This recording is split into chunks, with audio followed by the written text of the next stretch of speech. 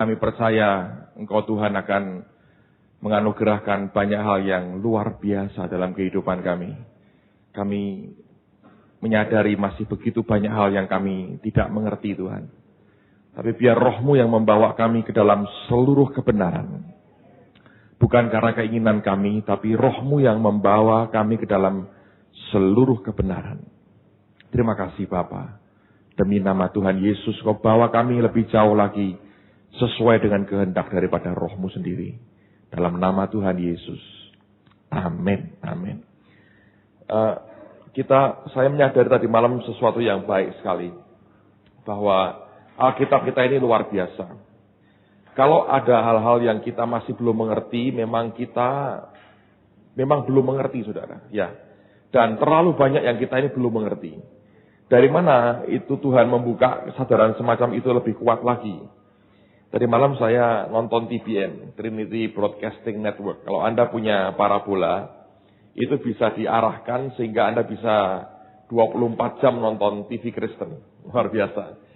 Nah, tadi malam itu saya lihat acara Praise the Lord ya dari TBN dan Benny Hinn yang diundang sebagai tamu untuk bicara.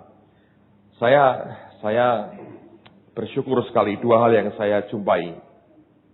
Dalam rangkaian acara itu saya menyaksikan bagaimana TBN itu memasang suatu disk ya parabola yang besar di Nairobi di Kenya. Dan itu merupakan awal di mana mereka memasang akan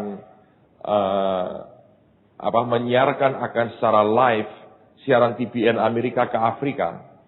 Dan ajaib sekali begitu itu disiarkan karena itu banyak program dari berbagai hamba Tuhan ya. Orang Kenya dari tidak kenal Benny Hinn dalam waktu hanya beberapa bulan nama itu sudah begitu menyebar di seluruh negeri. Lalu akibatnya mereka mengundang hamba Tuhan ini dan setiap malam itu diperkirakan lebih dari 1 juta orang hadir dalam KKR-nya. Luar biasa. Dan ketika itulah ketika saatnya di mana Paul Crouch berkata bahwa aku percaya inilah akhir zaman itu. Nanti kita cari waktu saudara yang paling enak. Saya punya satu video terbaru dari TBN tentang Omega Code. Gitu. Itu bukan Bible Code tapi Omega Code. Itu film fiktif sebetulnya. Tapi bukan fiktif, tapi itu didesain begitu rupa untuk menggambarkan kelak akhir zaman seperti apa. Dan ini film masuk home box office di Amerika karena begitu banyak penontonnya. Dan saya punya videonya. Nanti kita akan lihat sama-sama, kita cari waktu yang sedikit longgar, lalu Anda bisa lihat akan videonya. Dan itu akan menarik sekali. Dan dia berkata ini akhir zaman. Karena Tuhan berkata bahwa dan Injil kerajaan ini akan diberitakan di mana? Seluruh dunia, seluruh bangsa, maka barulah tiba kesudahannya. Jadi dia berkata itu terjadi. Nah saya baru terima newsletter dari Benny Hinn. Karena gereja kami juga setiap bulan ambil bagian untuk nabur di ministerinya dia. Dan dia berkata ada hal yang menarik sekali bahwa program This is Your Day dari Benny Hinn tiap hari yang keluar di TV itu sekarang sudah masuk ke Cina. Bahkan ini TBN sedang negosiasi dan dalam hari-hari ini akan diputuskan apakah TBN bisa masuk Cina tidak. Itu lewat kabel pasti, tapi Anda bisa bayangkan. Luar biasa. Dan di antara surat-surat yang dibacakan itu kemarin, ada satu dari Arab Saudi. Ada orang Libanon yang tinggal di Arab Saudi. Dan dia menceritakan, dia terima TBN dengan jelas sekali, dan diberkati, dan setiap hari dia nonton TBN. Anda bisa bayangkan ya, di tempat-tempat yang sungguh-sungguh orang berkata tidak mungkin ditembus. Tembus akhirnya. Luar biasa ya. But costly, saudara. Mahalnya luar biasa. Amen. Tidak ada barang murah. Dan saya yakin ini sarana akan luar biasa. Saya ngerenung gini saudara ya. Iya heran sekali ya. Orang-orang masih ada yang keberatan. Melihat orang Kristen hidup dalam keberkatan. Itu yang membiayai TBN itu jangan Anda kira itu orang-orang yang tidak percaya Yesus. Orang-orang yang sekuler, yang anti Kristen, yang membiayai. Jangan mimpi saudara. Sekali-sekali Allah bisa buat mujizat begitu. Tapi sebagian besar itu duit dari mana? Dari orang-orang Kristen. Bagaimana mereka bisa memberikan dukungan begitu kuat kalau mereka tidak diberkati. Tapi ada orang masih keberatan, anak Tuhan hidup dalam berkat Tuhan. Itu saya nggak ngerti, saudara. Bahwa betul kita tidak boleh tamak itu iya. Tapi ingat 3 Yohanes berkata, para pelayan Tuhan itu memberitakan Injil, ya, dia tidak mendapat apa-apa dari orang yang belum percaya. Itu betul sekali. Bagaimana Anda bisa mengharapkan saudara pergi memberitakan Injil didukung oleh orang-orang kafir yang belum percaya Yesus, yang belum diselamatkan? Apa urusan mereka mendukung pekabaran Injil? Kalau mereka melihat itu hal bagus, mestinya yang pertama-tama mereka akan terima Injil dalam hidup mereka. Nangkap, saudara? Jadi, kalau orang itu nggak hidup dalam berkat Tuhan, kalau gereja tidak pegang keuangan, siapa yang akan membawa Injil sampai begitu rupa? Saya melihat, dan Anda tahu ya, kalau Anda masuk program TV begitu, dalam waktu, ini kalau di Amerika saja ya, kalau nggak salah begini, kalau Anda 30 menit Anda siaran, itu yang Anda mesti bayar itu kalau nggak salah sekitar minimal, kalau itu rutin tuh ya, tiap hari muncul selama setahun, sudah harga diskon, itu murah sekali, $3.000. 30 menit sekali muncul $3.000. Kalau uang sekarang 9.000 berarti berapa? 27 juta. Setiap 30 menit 27 juta. Itu baru bayar airtime-nya, munculnya. Sedangkan untuk Anda bisa nyerahkan tape Anda untuk disiarkan, itu dibutuhkan studio, dibutuhkan alat video, dibutuhkan kelengkapan lain yang harganya jutaan dolar, saudara. Jadi sebuah produksi itu bisa mahal sekali oleh karena itu. Dan TV itu mahal, tapi kekuatan jangkauannya luar biasa. Radio juga saya lihat bagus sekali. Kemarin saya dengar ada siswa kita tahun yang lalu kembali ke kotanya di Medan, orang tuanya punya station radio. Siapa yang kemarin tanya saya soal radio stationnya? Oke. Kita juga saya kaget dengan pertanyaan itu karena terus terang dalam hari-hari ini kita sedang berdoa minta sama Tuhan kalau boleh punya radio station sendiri, saudara. It will be fun lah. Saya lihat itu bagus ya. Tapi saya rasa satu kota, satu daerah perlu 2-3 gitu ya supaya bagus, dan setiap kali orang setel radionya punya alternatif dan bisa lebih banyak kena. Saya yakin begitu. Dan kalau sama-sama non-profit, saya rasa itu bukan saingan ya. Kita tidak ada persaingan apa-apa. Tapi ini baru kerinduan, baru doa ya. Dan itu bisa luar biasa. Dan waktu teman ini dibalik ke Medan, orang tuanya punya radio station. Dia ambil kaset pengajaran yang di sekolah ini tahun lalu. Dia setel. Ada 2 yang paling memberkati, satu dari Ibu Indri, 2 Pak Yusak Cipto. Yang Bu Indri itu yang sampai haji itu datang, berkata gini, wah ini ngajar bagus ya, nyalahkan diri sendiri terus, tidak pernah nyalahkan orang lain. Jadi dia melihat sesuatu yang beda. Loh ini ada pendeta khotbah, nyalah-nyalahin, marah-marahin orang Kristen. Jadi dia merasa, wah ini bagus sekali. Yang kedua, waktu Pak Yusak seminar tentang surga, itu orang-orang Islam senang. Karena buat mereka itu hal baru, malah pengen beli kasetnya. Jadi sekarang sedang di-arrange bagaimana kita bisa supply kaset ke Medan. Nah, itu bagian dari media, saudara. Itu bisa membawa akan kegerakan rohani yang luar biasa. Amen, saudara. Jadi mari kita melihat bahwa semua ini harusnya terjadi. Kita gereja mengalami anugerah kelimpahan, bukan kelompok pengemis-pengemis yang berkeliaran ke sana kemari mencari duit. Tapi kita orang-orang yang diberi kepercayaan oleh Allah.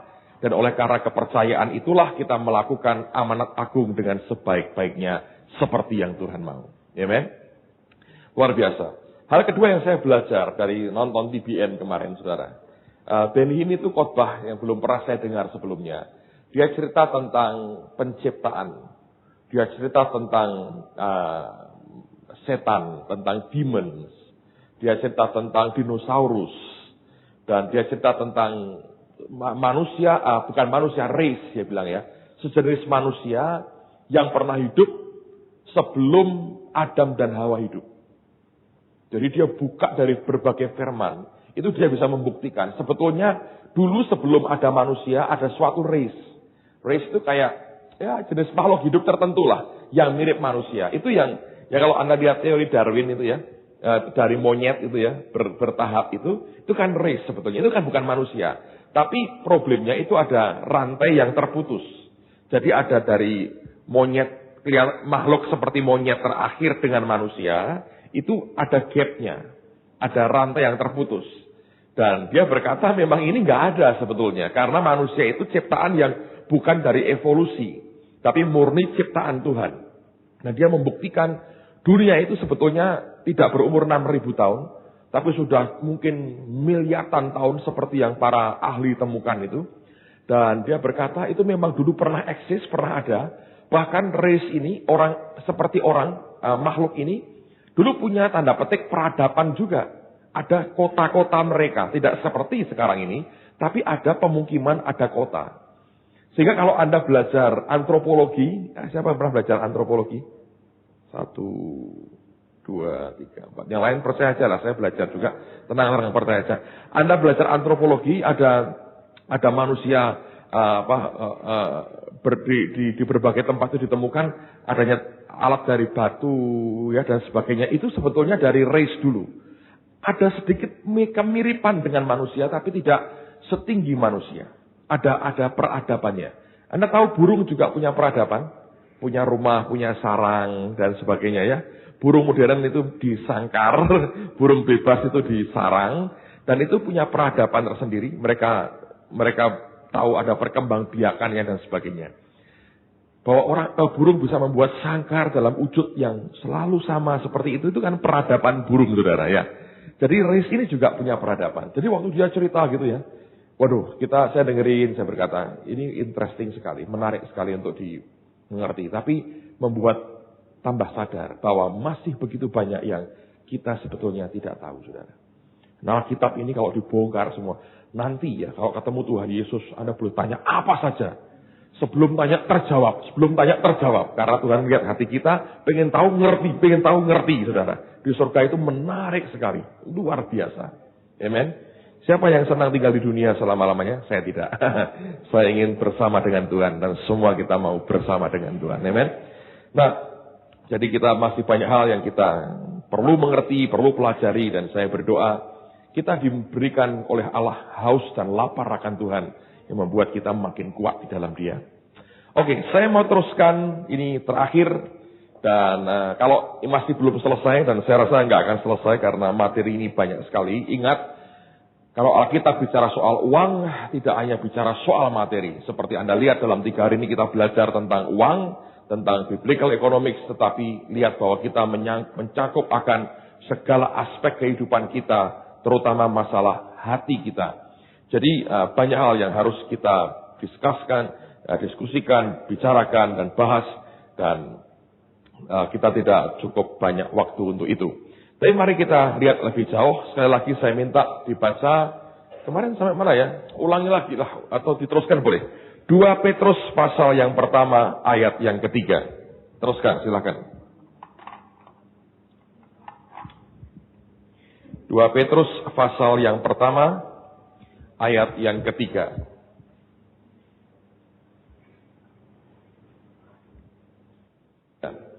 Jadi saya pernah katakan kemarin ya, melalui pengenalan through the knowledge of Him, melalui pengenalan akan Dia, saudara dan saya itu mendapatkan kuasa ilahinya.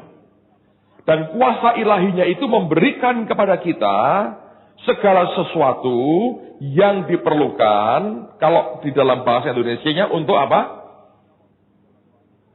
Untuk apa?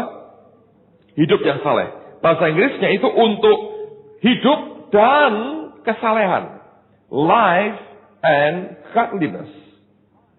Bukan hidup yang saleh, tapi hidup dan kesalehan. Jadi apapun yang kita perlukan untuk hidup dan untuk hidup di dalam kesalehan, itu maksudnya ya. Allah memberikan, itu namanya kuasa ilahinya. Ingat, kita ini manusia roh. Kita bukan manusia daging sebetulnya. Kita yang sebenarnya adalah roh kita yang mengalami penebusan dan lahir baru dalam Kristus Yesus, yang sekarang sedang dibawa Tuhan dalam kesempurnaan bersama dengan Dia. Tetapi ingat bahwa oleh karena kita ini manusia roh, dan kita yang sebenarnya adalah roh kita, maka segala sesuatu yang kita perlukan itu membutuhkan akan campur tangan kuasa ilahi. Dan itu hanya didapat melalui pengenalan akan Dia.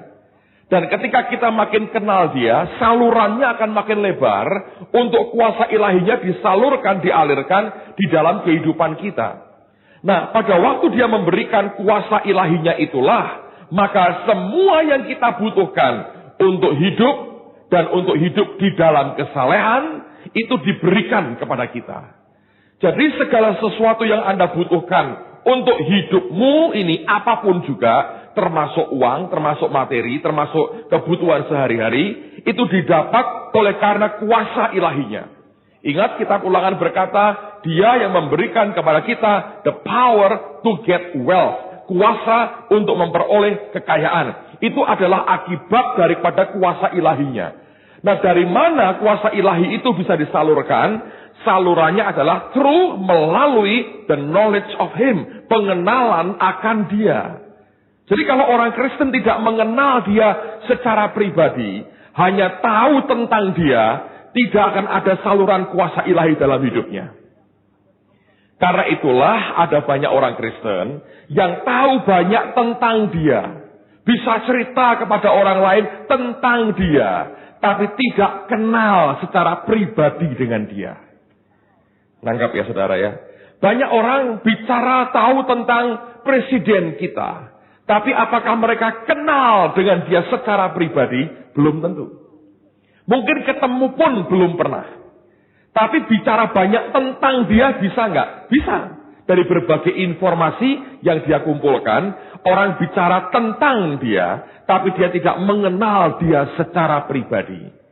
Nah, padahal yang dibutuhkan kita adalah pengenalan kita secara pribadi kepada Tuhan. Waktu kita kenal Dia secara pribadi, itu merupakan saluran untuk kuasa ilahinya masuk kepada kita.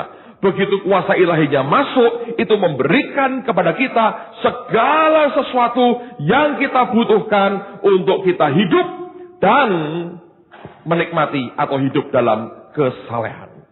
Jadi apakah itu hal yang bersifat jasmani atau hal yang rohani, semuanya membutuhkan yang namanya kuasa ilahinya di dalam kehidupan kita. Dan kuasa ilahi itu hanya bisa disalurkan kalau kita mengenal Dia secara pribadi. Jadi kalau Anda dan saya tidak punya persekutuan secara pribadi dengan Tuhan, maka akibatnya kita akan kacau balau. Oke? Nah, demikian halnya dalam soal keuangan ini. Dalam pelayanan, dalam kehidupan kita sehari-hari, hal yang sama berlaku. Bukan hanya keuangan, apapun yang lain itu berlaku. Kalau Anda mengenal Dia secara pribadi, maka saudara akan menikmati semua yang baik dari Tuhan. Bahkan kemarin saya katakan, kadang-kadang Tuhan izinkan, Tuhan bawa kita sampai pada titik di mana kita tidak minta pun, Dia memberikannya kepada kita. Amen, saudara. Coba buka dulu Matius, Injil Matius sekarang. Lihat bagaimana Tuhan bekerja. Matius pasal yang ke-6.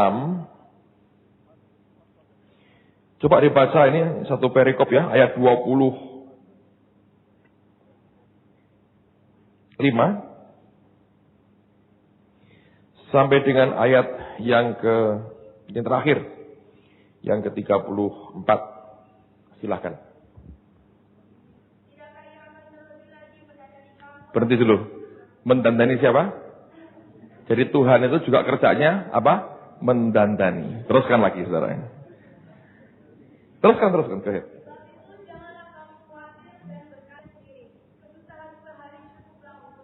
Amen. Kalau Anda pekan ini tidak ada orang stres, saudara. Pak, besok ditagih hutang ya, besok lah hari ini kita makan dulu yang enak. Jadi nggak ada orang stres, saudara. Ya. Tapi lihat bahwa Allah itu adalah Allah yang mendandani, saudara. Luar biasa. Percaya nggak Tuhan itu Tuhan yang mendandani? Anda tahu arti kata didandani? Hah? Diapain, saudara? Hah? Coba ngomong-ngomong. Didandani itu diapain tuh? Make up. Apalagi? Dipermak. Kayak mobil aja dipermak. Kenteng ya itu kalau lagi penyok itu kenteng. Whatever lah, dandani dibuat jadi baik ya. Sekarang kalau Anda, siapa yang pernah jadi pengantin di sini coba? Perempuan yang sudah menikah yang pernah jadi pengantin. Ada yang menikah nggak jadi pengantin loh saudara? Ada. Yang kawin lari itu kan ada. Menikah jadi pengantin, coba angkat tangan. Jadi pengantin kan? Anda pernah didandani kan? Bisa nggak dandani sambil makan bakso, makan soto? Anda suruh apa? Diam. Makanya kalau Anda mau didandani, diam aja lah.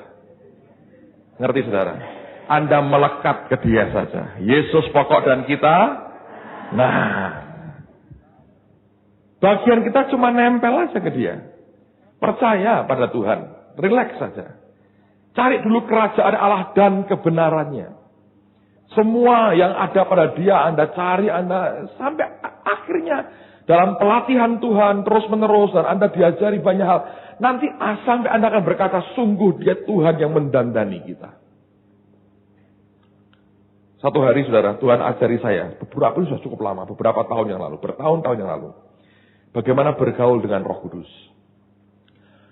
Sampai pada titik di mana Tuhan itu seperti mencurahkan isi hatinya. Pada waktu itu kita belum berkembang banyak saudara. Kita baru mulai tahun pertama dari gereja. Dan pada waktu itu tahun 93, setelah masuk tahun kedua, selama setahun Tuhan berkata pada saya, jangan khotbah di tempat lain, hanya di gereja saja. Dan sepanjang tahun itu saya hampir tidak pernah ke kantor. Saya tiap hari kerjaannya cuma sembahyang di rumah. Setahun penuh saudara. Itu yang Tuhan mau rupanya. Dan dari waktu-waktu itulah dia ngajari saya banyak sekali. Dan kemudian dia berkata begini.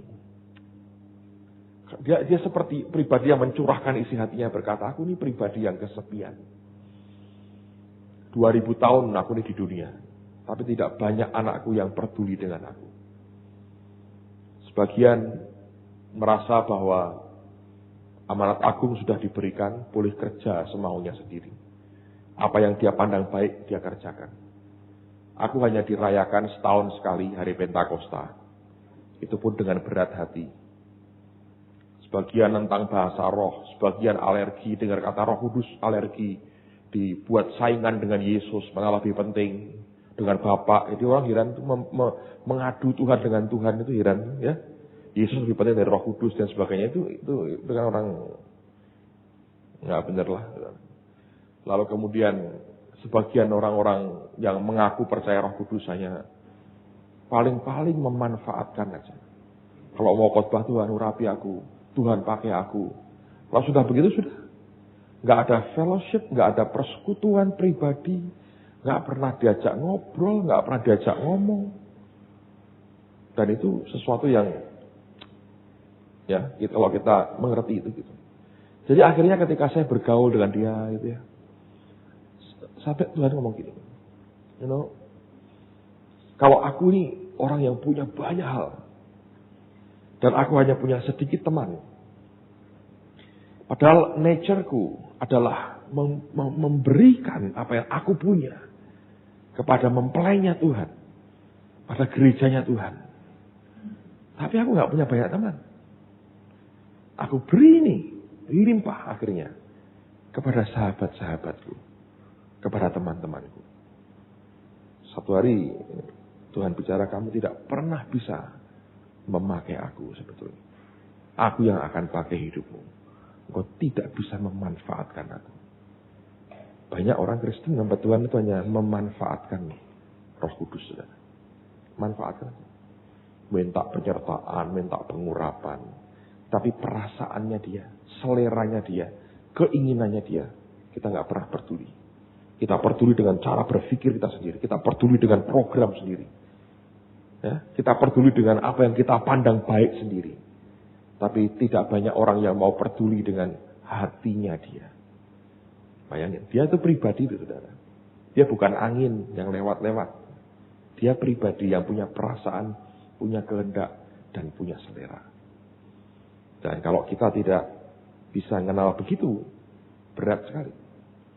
Dan satu hari Tuhan berkata, nanti Dari hasil kamu bergaul dengan aku, orang akan lihat seperti apa itu. Sejak itu saya seringkali berkata begini. Kalau orang itu mau memberikan dirinya bergaul dengan Tuhan, itu kan yang Allah inginkan sebetulnya ya. Bergaul dengan dia, mengenal dia. Karena kalau Anda tidak mengenal dia, salurannya itu nggak terbuka. Dan saya berkata, oh ngerti aku. Jadi kalau aku bergaul dengan dia, satu hari Tuhan akan dandani aku. Dan hidupku akan dijadikan seperti etalase toko, pajangan. Supaya membuat orang berkata, ada yang lain ini. Dan orang akan berpaling. Karena tujuannya membuat orang bergaul dengan dia. Amen, saudara. Jadi ketika saya menikmati, ketika terjadi hal yang luar biasa di gereja, saya berkata, Tuhan, aku tidak terlalu terkejut. Karena sebetulnya dari semula saya ngerti, saudara. Kalau Anda bergaul dengan dia, Anda ditandani Tuhan itu luar biasa. Nangkap, saudara. Nah, pengajaran ini berkaitan dengan hati itu dekat sekali. Dan untuk membuat hatimu dan hati saya itu tetap melekat kepada Tuhan, mau tidak mau, saudara dan saya harus bergaul dengan Tuhan. Amen, saudara. Kalau Anda tidak bergaul dengan dia, nggak bisa. Dibutuhkan pergaulan dengan dia. Karena nanti kita akan sampai ke sana ya. Kemarin ada pertanyaan, ada yang ngetok ini, Pak. Kalau itu orang ingin upah, apa nggak seperti mancing istilahnya ya, lain. Tadi sebelum sampai sini di mobil saya tanya dengan Tuhan. Tuhan, bagaimana saya bisa jelaskan kepada teman-teman ini? Apa bedanya orang yang tadi dikatakan mancing kemarin itu ya? Saya memberi dengan harapan saya akan diberi. Loh, itu sendiri merupakan janji Allah kok saudara. Beri maka kamu akan diberi. Loh Pak, kan seperti orang mancing. Saya memberi untuk saya mendapatkan. Dalam satu sisi sepertinya mirip saudara.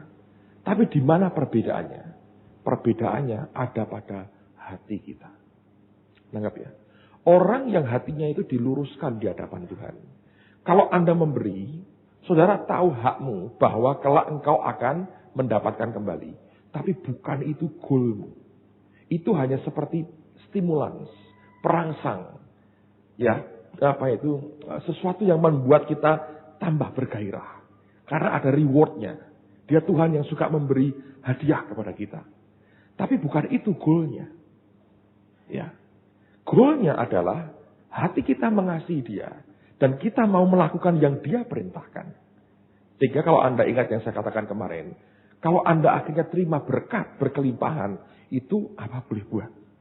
Memang itu hukumnya begitu. Tapi bukan itu tujuannya. Nah disinilah sebetulnya. Hati kita itu memegang peran yang sangat penting sekali. Tetapi kalau Anda mau dimurnikan hatimu. Dengar baik-baik. Tidak ada cara lain, saudara. Kecuali saudara dan saya itu hidup bergaul dengan dia. Anda nggak bergaul dengan dia, nggak bisa. Anda mesti bergaul. Supaya kita bisa mengenal hatinya dia. Supaya kita bisa ngerti seperti apa yang dia mau. Saya ingat pengalaman yang menarik. Saya rasa seumur hidup tidak mungkin saya lupakan ini, saudara. Suatu hari saya baca Alkitab. Saya pernah sharingkan ini kalau saya nggak salah. Saya baca sampai pada perkataan Yesus. Pikulah kuk yang kupasang. Ya, dia berkata gitu. Bahasa Inggrisnya bagus sekali. Take my yoke. Pikulah kukku. Anda tahu kuk ya? Apa itu? Kalau Anda punya sapi atau lembu ya. Ada seperti kayu yang nekan ngikat di pundaknya. Dia berkata, pikulah kukku. Saya bergumul, saudara. Kuknya Tuhan itu apa? Saya bilang, Tuhan, aku nggak ngerti. Kukmu itu apa? Kalau aku nggak ngerti kukmu itu apa? Bagaimana caranya aku bisa mikul kukmu? Terus terang saya tanya dengan beberapa teman hamba Tuhan. Dan masing-masing itu menjawab sesuai dengan kepentingannya. Atau interestnya. Atau ya hidupnya. Tanya dengan teman-teman yang dulu banyak aktif di desa-desa. Anak-anak pesat saya tanya. Kuknya Yesus itu apa sih? Oh itu pasti kayak Yesus. Masuk ke desa-desa katanya. Terus saya tanya para pengusaha. Kuknya Yesus itu apa? Oh itu adalah mendukung pekabaran Injil. Lewat uang. Karena dia suka nyumbang kepada gereja. Tanya hamba Tuhan lain jawabannya macam-macam. Suatu hari saya duduk di kamar saya, di rumah lama, saya sembahyang. Terus saya buka Alkitab saya.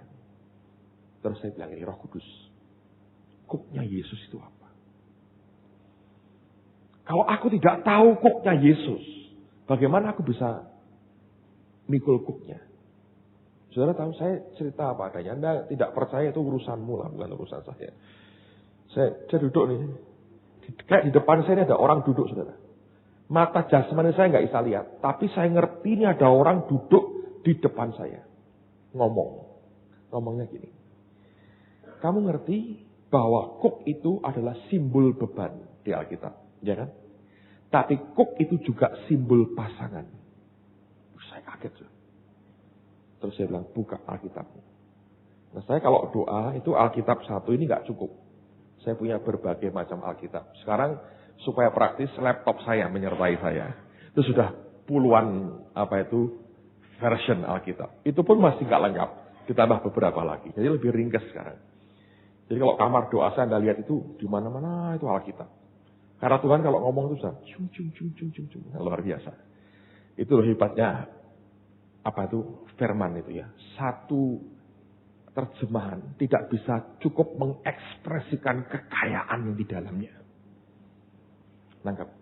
Itu nggak bisa. Makanya banyak versinya itu menurut saya gara-gara itu, saudara. Kalau orang tambah bingung ya sayang sekali kalau bingung. Itu karena satu terjemahan tidak cukup bisa mengekspresikan kekayaan pengertiannya.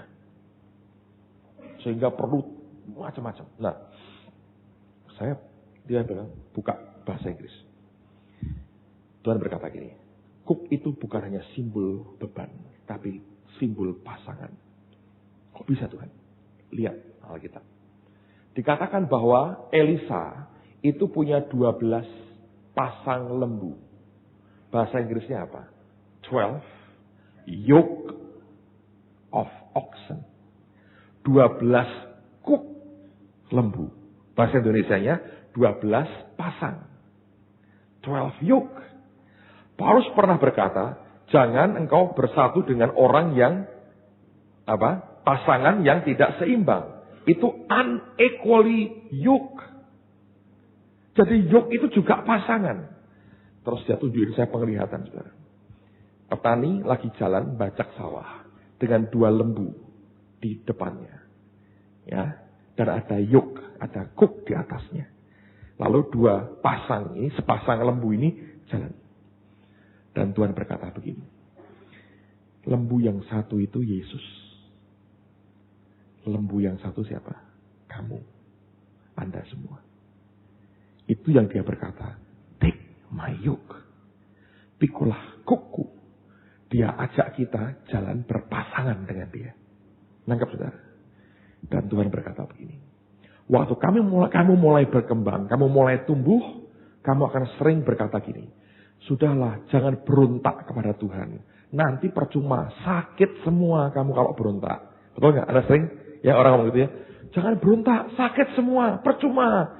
Nurut aja sudah, menyerah. Jangan berontak, nanti sakit. Dia berkata, itu baik.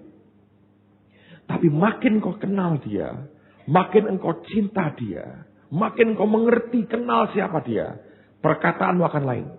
Engkau akan berkata, aku tidak mau berontak. Nanti aku menyakiti dia. Ngerti?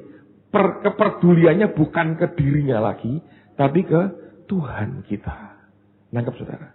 Nah kalau Anda bergaul sampai Anda ngerti, mengenal dia seperti itu luar biasa. Itu membuat hati kita ini saudara. Itu dilembutkan Tuhan, dimurnikan Tuhan begitu rupa.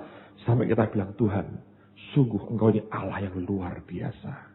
Nah, di dalam kita menabur, di dalam kita memberi, di dalam kita mempersembahkan apapun, apa yang membuat kita berbeda dengan orang mancing, dengan orang judi sebetulnya? Hati. Yang satu didasari oleh karena selfish, ingin akan keuntungannya sebagai yang utama. Tapi yang kita harusnya didasari karena kita mengasihi dia. Bahwa kemudian Allah memberikan hadiah, itu karena peraturan Tuhannya begitu. Apa boleh buat, saudara? Dan Tuhan punya kepentingan, kenapa diberi reward? Sebab kalau tidak, dengar baik-baik. itu orang itu akan menutup kesaksian terhadap orang dunia. Orang dunia itu kan yang dibutuhkan kan hasilnya tuh. Anda ngapain sih? Hasilnya mana? Simpel kan saudara? Anda begini. Mana hasilnya? Betul nggak? Loh kamu kok gitu aktif begini itu. Hasilnya apa sih? Itu orang dunia kan berkata begitu. Kalau semua orang dari para pengusaha jadi Kristen, akhirnya melarat semua. Saya mau beritahu saudara, itu menutup kesaksian bukan? Menutup kesaksian. Injil tidak bisa diberitakan dengan leluasa. Ya, tapi oleh karena kepentingan kesaksian bagi yang lain. Dan dia Bapak yang baik, yang tidak pernah meng-abuse kita. Tidak pernah menyengsarakan anaknya. Dia mau memberikan reward. Dia mau memberikan hadiah. Bukankah kita punya nature yang sama? Kita ini bagaimanapun sejelek-jeleknya kita ini karena dosa, saudara ya. Itu kan diciptakan serupa segambar dengan dia. Dengan anak kan anak begitu kan. Kalau baik, entah kasih permen. Itu kan hadiah kan saudara. Betul nggak? Kalau kita juga punya nature yang sama. Karena kita sebetulnya serupa segambar dengan dia. Kalau Bapak memberikan, kalau kamu begini, tak kasih ini. Itu kan sebagai stimulans, perangsang buat kita. Untuk kita makin exciting. Luar biasa. Dan wajar sekali. Karena dia Bapak yang baik. Kalau itu nggak ada, Pak buang aja. Jadi beri, maka kamu akan terus memberi. Dan kamu akan terus memberi. Bangkrut saudara. Ada. Tapi jangan sampai kita ini mengarah kepada semata-mata kepada hadiahnya. Memang betul itu stimulans. Daud contohnya. Dari ikut lari, dengar hadiahnya, langsung berhenti. Coba ngomong sekali lagi apa itu? Ngerti langsung dia bilang, bisa gua. Ada stimulansnya. Tapi kita ngerti, dia bukan orang tamak. Ketika Saul kejar-kejar, dia bisa bunuh Saul 2 kali at least. Dilepaskan tuh dari tangannya dia. Ya kan? Tidak dia rampas dengan kekerasan tahta yang harusnya jadi miliknya dia. Dia tunggu waktunya Tuhan membuktikan dia bukan orang tamak sama sekali. Nah di sini orang Kristen harus belajar. Bahwa apa bedanya? Bedanya ada pada hati kita. Nah sekarang saya akan berikan beberapa contoh. Coba buka Maliaki 3 ayat 10. Karena ini menyangkut akan motivasi. Maliaki 3 ayat 10. Silakan dibaca. Saya mau tanya. Anda itu kok memberi perpuluhan karena apa tuh? Setiap kali Anda memberi perpuluhan itu dalam kita jujur ya, kita jujur apa adanya dalam hatimu ya. Ketika Anda mengembalikan perpuluhan itu kenapa? Ayo. Coba one by one ngomong, satu berdiri ngomong. Coba ya. Karena perintah Tuhan. Yang lain lagi. Hah? Milik Tuhan. Apa lagi? Hak Tuhan, milik Tuhan, hak Tuhan. Supaya ada persediaan. Apa lagi? Langit terbuka, open heavens. Saya senang itu. Tidak merampok hartanya Tuhan. What else? Taat dan setia. Ada yang lain lagi? Nah, pelajari ya saudara ya. Kalau baca ayat, terutama yang panjang-panjang, itu belajar baca sepotong. Kadang-kadang nggak ada komanya, Anda harus kasih koma sendiri dalam membacanya aja. Supaya Anda ngerti per kalimat itu pengertiannya apa. Oke. Nah, kebanyakan orang mengembalikan perpuluhan itu karena ini hak Tuhan atau apa. Tapi kalau Alkitab berkata, tujuannya jelas. Supaya ada persediaan makanan. Jadi kalau Anda memberi perpuluhan ya, Anda memberi dengan berkata gini, Tuhan ini hakmu Tuhan. Betul ya, aku kembalikan. Tujuanku adalah supaya ada persediaan makanan. Ada orang, tapi bukan dia berkata, nanti uji aku akan membuka tingkap langit. Itu apa boleh buat tadi itu saudara? Ngerti? Itu bonusnya, betul bonusnya. Itu stimulansnya. Akibat berikutnya yang terjadi. Tapi hati kita harus berkata, aku mau supaya ada persediaan makanan. Anda beri. Nangkap saudara. Tapi juga sadar bahwa itu haknya siapa? Tuhan. Jadi kalau itu haknya Tuhan, Anda boleh ngatur enggak? Enggak boleh. Nah banyak orang Kristen, itu gini kalau memberi. Itu kayak barang diberi, diikat ekornya, sama tali dia pegang. Ini ya anjing kecil buat Bapak. Anjing jalan. Pendeta berkata, anjing saya taruh di rumah sebelah. Oh, rumah sebelah. Jangan, tarik lagi. Rumah depan, Pak, kalau mau. Jadi kita masih ingin ngatur. Tapi itu bukan hakmu sebetulnya, saudara. Saya ngajari saudara begini. Sekali Anda memberi korban, selesai. Jangan dipertanyakan, diikuti. Dipakai apa korban saya? Loh kok untuk bayar parkir? Bukan, ini untuk Tuhan. Berapa enaknya dibakar aja supaya naik ke atas. Jangan diikuti kemana itu uang pergi. Itu urusan orang yang pegang uang. Tanggung jawabnya dia dengan Tuhan. Anda ikut ngurus, Anda malah keliru.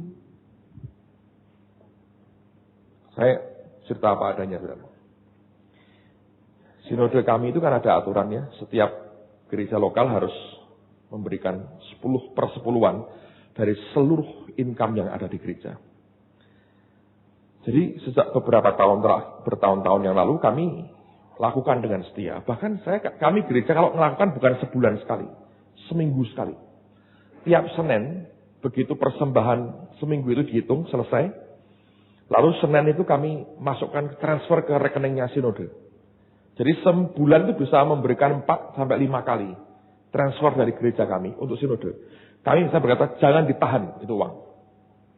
Pak, tahan sebulan, jangan. Ngapain nahan uangnya Tuhan? Resiko, saya berkata. Pokoknya berikan. Sekarang saya ngerti beginilah. Perpuluhan itu kayak sunat. Saya berkata gini, ini berkat, ini milik Tuhan, sunat. Kuduskan dulu, sunat. Nah, jadi setiap Senin kami sunat uang gereja. Sunat. Jadi di gereja ada tukang sunat. Perpuluhan sunat, kasihkan. Nah, jumlah yang kami beri itu dibandingkan dengan yang lain-lain besar. Besar sekali. Dan satu hari Pak Adi datang ke saya. Pak Adi ini pendeta baik sekali, saudara. Dan dia bukan orang yang tamak, bukan orang yang apa. Ini orang yang secara integritasnya luar biasa. Satu hari kami ngobrol dan dia tunjukkan akan laporan keuangan sinode. Di situ ketahuan berapa yang kami persembahkan selama setahun itu. Kadang-kadang mencapai jumlah yang besar. Kadang-kadang dalam satu bulan itu kita bisa memberikan ke sinode itu puluhan juta. Selalu puluhan juta itu kami berikan ke sinode.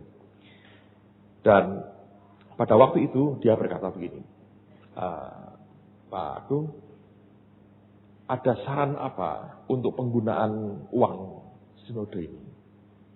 Dia tanya, baiklah saudara ya. Ketuanya tanya dengan, saya bukan pengurus apa-apa di sinode. Saya ini paling malas rapat kok saudara. Jadi kalau suruh jadi pengurus ini, pengurus itu, sudahlah nggak usah lah. Saya ini paling malas rapat. Capek, menghabiskan energi, tidak membangun apa-apa. Pusing. Rapat, buang waktu, segala macam. Nggak usah rapat. Sembayang, tanya Tuhan, Tuhan maunya apa. Itu lebih enak buat saya. Dan lebih cepat. Rapat itu, aduh kayak MPR, DPR saudara. Nasi dus banyak, ongkosnya lah segala macam. Ngasih makan, nggak ada hasil bermutu. Repot lah. Saya bilang, rapat itu saya paling nggak suka. Jadi saya nggak terlibat apa-apa. Dulu pernah jadi ketua sinode, baru separuh itu tak tinggal, tak serahkan kembali. Nah saya malas sih. Kerjaan banyak, urusan banyak rohani, ngurus gereja, ngurus apa, suruh rapat terus. Saya bilang, waduh saya nggak bener lah cara ini, nggak tak urusi saudara, tak kembalikan aja sudah. Karena saya merasa nggak bener dengan cara yang saya tidak bisa dan tidak punya waktu untuk itu. Jadi akhirnya beliau tanya, ini mau dipakai untuk apa? Ada saran apa untuk penggunaan uang sinode? Karena itu waktu itu sudah mulai banyak sekali. Saya bilang, waduh, saya nggak ada saran, Pak Adi, saya bilang. Dan saya bilang, saya nggak ada saran. Loh, Anda boleh dong memberikan saran. Sebab kan kita semua tahu bahwa dari gereja lokal Anda yang memberikan paling besar. Waktu saya dengar begitu, ini yang spontan keluar dari hati saya. Saya berkata begini, Pak Adi, kami memberikan perpuluhan sebagai penyembahan kami kepada Tuhan. Ini bukan uang kami, ini hak Tuhan tadi ya. Tapi ini penyembahan kami kepada Tuhan. Jadi setelah kami berikan, saya sadar penuh Kami tidak ada hak apapun atas itu. Nah, silahkan bapak-bapak di sinode yang memutuskan sembahyang. Nah, kalau kami salah, tanggung jawablah sendiri dengan Tuhan. Tapi bukan urusan kami. Apakah itu egois? Tidak, saudara. Memang begitu. Selesai. Dikuduskan, ditahirkan. Dan kemudian aku kembalikan, persembahkan kepadamu. Aku sembah engkau dengan harta ini. Selesai. Mau dipakai apa? Kalau dikorupsi, Pak, itu urusannya dia. Pada waktu hatimu, lepaskan kau nyembah Tuhan. Selesai. Penyembahanmu itu yang naik di depan Tuhan. Dia tanggung jawab sendiri. Masa orang nabur tidak nuai, saudara? Orang nabur ketidakjujuran masa tidak menuai kehancuran? Pasti. Ya, dan itu bukan urusan kita untuk itu. Lihat sekarang Markus 10 ayat 28 sampai 30. Markus 10 ayat 28 sampai 30. Silahkan dibaca.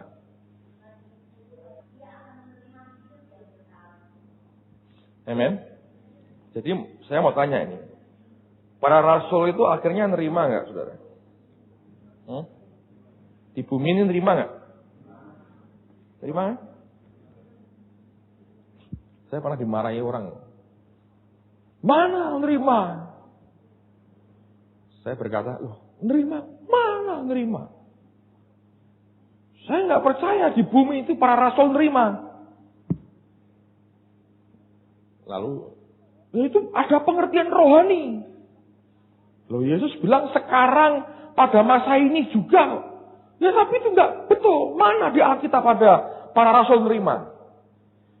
Waduh, saya kaget dengan marah-marah. Ada orang yang, saya heran sekali. Orang begitu tidak suka hati melihat orang Kristen diberkati. Lalu saya berkata begini, kalau ini mereka tidak nerima, kita ini nyembah Yesus yang bohong. Oh, enggak bohong dia, tapi itu pengertian rohani. Oh, kalau gitu nyembah Yesus yang rumit. Jadi orang-orang kayak kamu yang pinter ini yang bisa ngerti. Yang bodoh kayak aku ini enggak ngerti. Nah, saya berkata, problemnya cuma satu. Kamu tidak tahu bahwa kita cuma pengelola, steward. Para rasul nerima enggak, saudara? Nerima. Itu orang-orang jual rumah, jual ladang. Uangnya ditaruh di mana? Di depan kaki para rasul.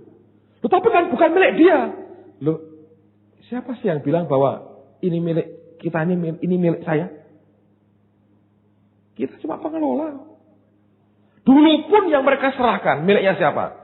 Miliknya Tuhan. Nanti bagian kedua saya ngomong soal stewardship lebih tegas. Tapi, dengar dulu. Anda kalau lihat begini ya. Ini, Yesus janji nuai berapa kali ganda? Berapa? Nah, syaratnya untuk 100 kali ganda itu apa? Harus apa? Ayo jawab. Harus apa? Angkat tangan jawab. Meninggalkan semuanya untuk Tuhan. Ada lagi?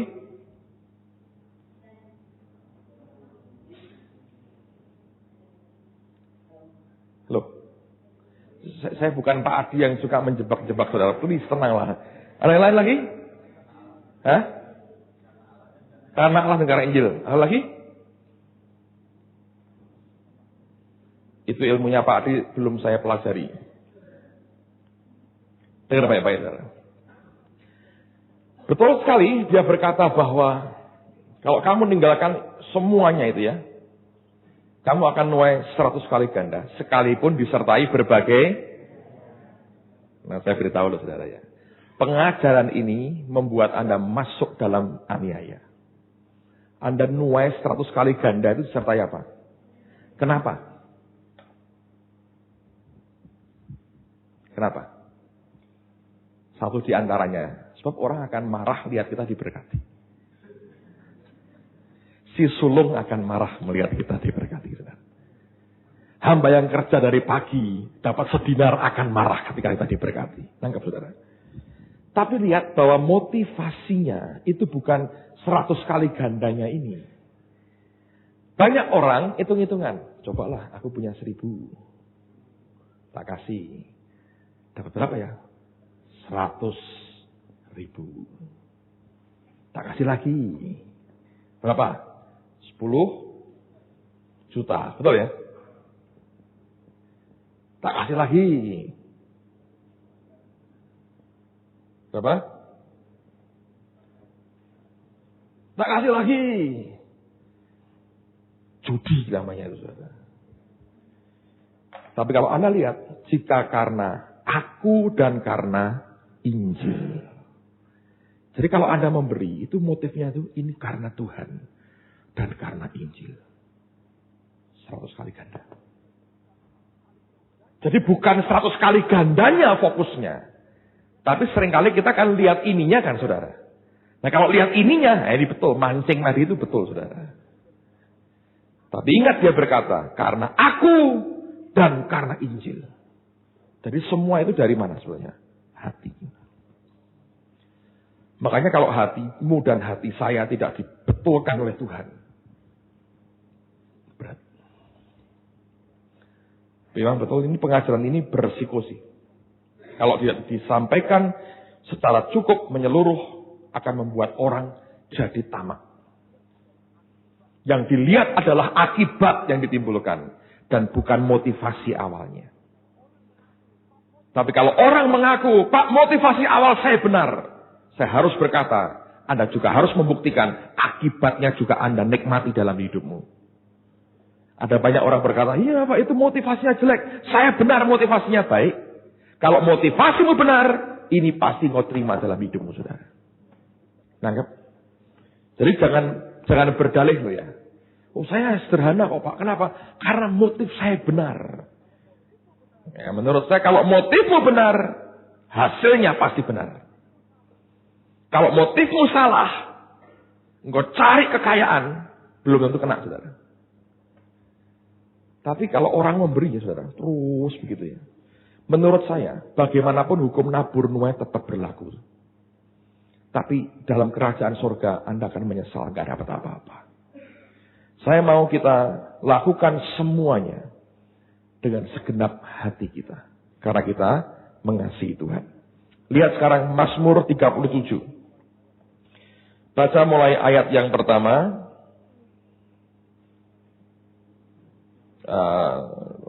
Sampai dengan ayat yang keempat. Atau ayat yang kelima. Mazmur 37, ayat yang pertama, silahkan sampai dengan ayat yang kelima.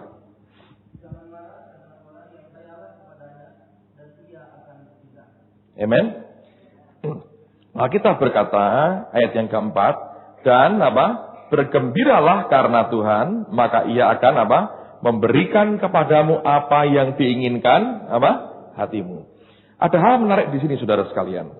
Kata delight thyself in the Lord, bergembiralah di dalam Tuhan, itu sebetulnya kalau Anda lihat pada Strong Concordance, itu akar katanya itu sebetulnya kata delight itu artinya to be soft and pliable.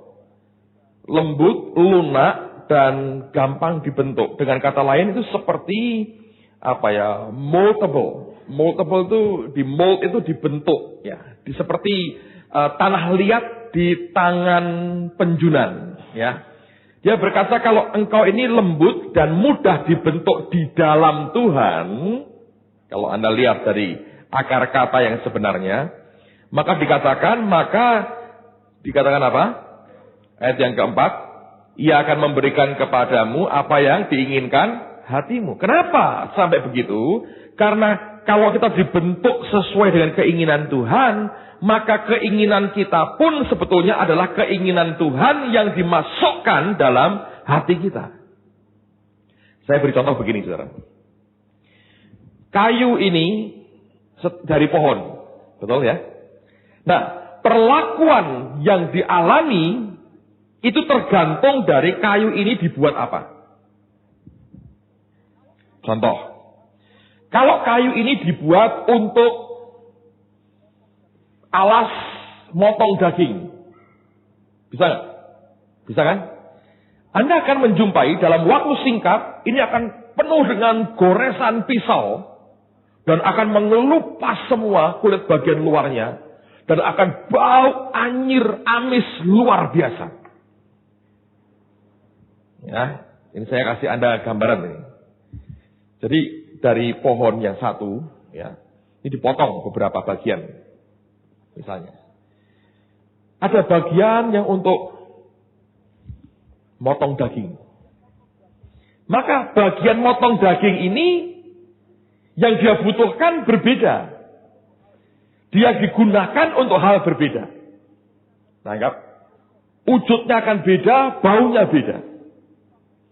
Sebagian lagi dipakai untuk kursi. Disitulah Anda dan saya duduk. Dia akan jadi barang yang dibebani oleh berat badan kita. Tapi ada lagi kayu yang dipakai untuk mimbar seperti ini. Dan itu lebih mendapat penghormatan lagi. Kalau pendetanya difoto, dia ikut foto bersama pendetanya. Kalau di video, dia ikut di video dengan pendetanya. Nangkap saudara? Kalau foto itu dipakai untuk brosur KKR, jutaan flyer, maka dia direproduksi fotonya jutaan. Ikut terkenal kayu ini dari pohon yang sama. Saudara dan saya, Alkitab berkata, kalau engkau itu mau soft dan pliable, kalau engkau ini mau lembut dan mau dibentuk, gampang dibentuk, seperti tanah liat di tangan penjunan, maka Allah akan membentuk kita sesuai dengan keinginannya.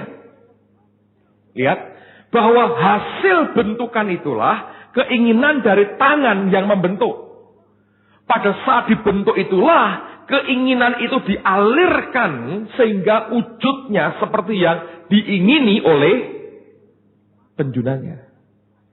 Maka dia akan diperlakukan seperti bentuknya. Nangkep? Kalau itu kursi, perlakuannya, ya kursi berharapnya apa? Dudukilah aku. Kalau tidak, aku ini nganggur, gak ada gunanya. Kalau mimbar dikatakan, letakkanlah Alkitabmu di sini. Dan khotbahlah. Dia tidak berkata, dudukilah aku, jebol, saudara. Kalau tempat Allah semata daging tidak pernah berkata, pakailah aku untuk khotbah. Bau semua mimbar ini. Berbeda keinginannya masing-masing. Bentuk-bentuk benda itu punya, kalau boleh bersuara, punya keinginan berbeda-beda.